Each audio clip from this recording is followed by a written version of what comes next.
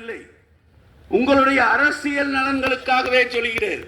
வெறுப்பு அரசியலுக்கு எதிராக நீங்கள் நடத்த வேண்டிய போராட்டத்திற்கு மக்களின் நம்பிக்கையை பெற வேண்டும் என்று சொன்னால் நீங்கள் இன்வெஸ்டர் கான்பிடன்ஸை பேசி மக்களின் நம்பிக்கையை பெற முடியாது. தனியார் பல்கலைக்கழக மசோதாவில் நீங்கள் பேசுவதும் இன்வெஸ்டர் கான்பிடன்ஸ் தான்.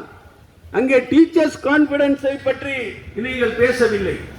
ஆகவே இன்றைக்கு இதை எதிர்கொள்ளும் போது ஒரே நேரத்தில் நவீன தாராளமய பொருளாதார பாதைக்கும் எதிராக, இன்னொரு பக்கம் வெறுப்பு அரசியலுக்கும் எதிராக நீங்கள் விளையாட்ட வேண்டிய தேவை இருக்கிறது என்பதை நாம் சுட்டி காண்பிக்க கடமைப்பட்டிருக்கிறோம். கடைசியில் சாம்சங்கில் தொழிற்சங்கம் பதிவு செய்யப்பட்டது. அதற்கு பிறகு 12 மணி நேர வேலை என்று அறிவித்தீர்கள்.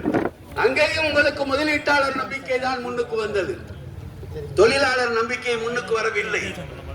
கடைசியிலே அந்த சட்டத்தையும் திரும்ப பெற வேண்டியது வந்தது. தனியார் பல்கலைக்கழக சட்டத்தையும் திரும்ப பெறுகிற நிலைமை இன்றைக்கு ஏற்பட்டிருக்கிறது.